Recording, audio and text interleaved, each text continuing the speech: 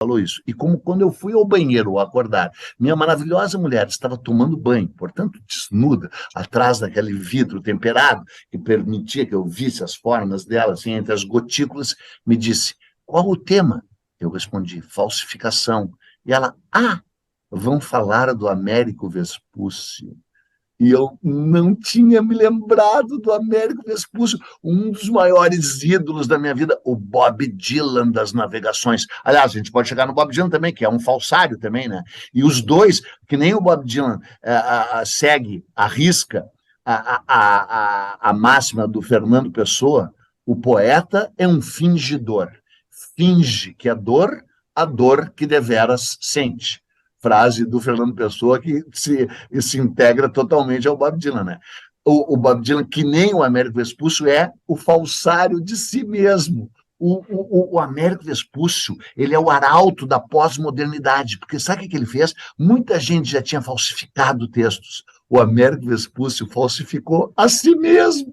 Ele escreveu uma carta onde ele dizia uma série de coisas verdadeiras que ele já não poderia dizer, porque ele estava navegando sob bandeira portuguesa. O Américo Vespúcio era um florentino, nascido em berço de ouro, em Florença, em 1454. Ninguém sabe a data.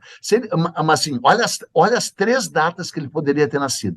Ele poderia ter nascido em 1452. Se ele nasceu em 52, ele nasceu no mesmo ano do Leonardo da Vinci. Ele poderia ter nascido em 1453. Se ele nasceu em 1953, ele nasceu no mesmo ano da tomada de Constantinopla, que mudou toda a história do mundo e fez esse grande fluxo de navegações, do qual ele seria um dos principais.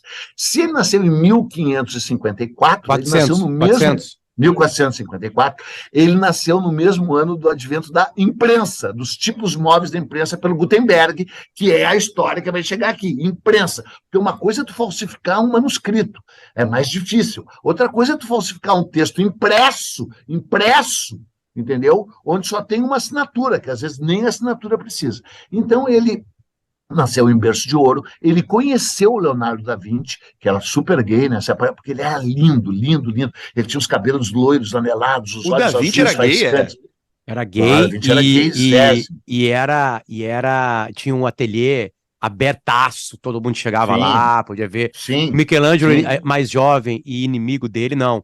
Era um cara mais introspectivo. Gay também. Sim. Na real, não... Eles eram bissexuais e tal, mas preferiam homem, tinham mais vocação para homem.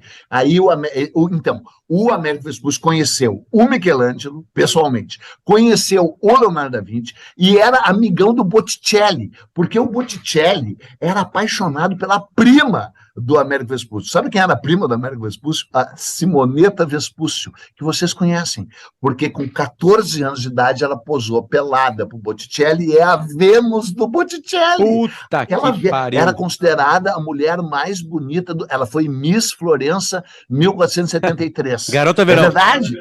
Sim, Garota Verão 1473. Morreu de tuberculose com 21 anos de idade. Tem um outro quadro do Pierre de Cosimo com ela com uma serpente ao redor do pescoço que representa a tuberculose. O enterro dela parou Florença. Florença era minúscula, tinha 40 mil habitantes, só que era assim, era o centro da humanidade ocidental, a cidade do Renascimento e tal. E o Américo Vespúcio tinha estudado no colégio, sabe quem era o colega de aula dele? Você estava do lado dele? O Nicolau Maquiavel.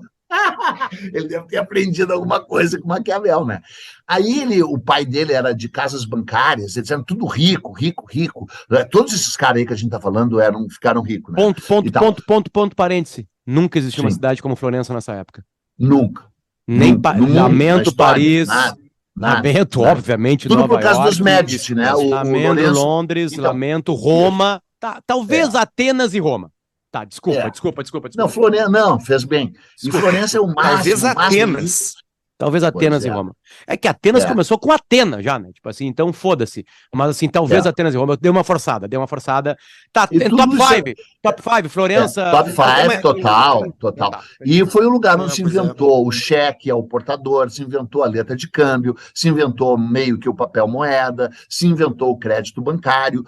tudo eram as casas bancárias dos Medici, né? Lorenzo Pier Francesco de Medici, Lorenzo il Magnífico, que era amante da Simonetta Vespucci. E o Botticelli está enterrado do lado dela, né? E dizem que o Américo Vespucci, pequenininho, viu a Simonetta pelada sendo pintada, né? Então, bom, aí o Américo Vespucci trabalhava com letras cambiais, com letra de câmbio, com bababá, um financista, por causa do pai dele. Daí encheu o saco e foi para Sevilha, onde eles financiavam as expedições, e conheceu o Colombo.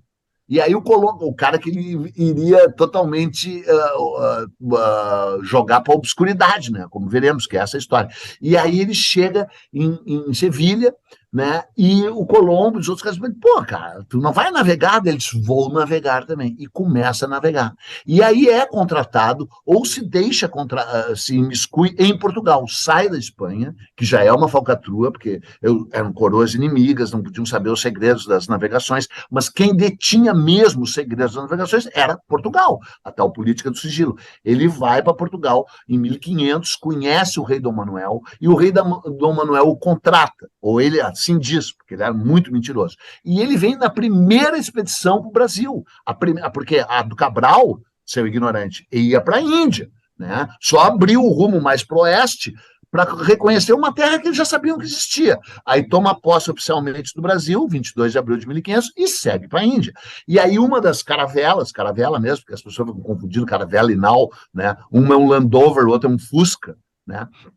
Então, uma caravela volta trazendo as cartas. Não, que era o Fusca.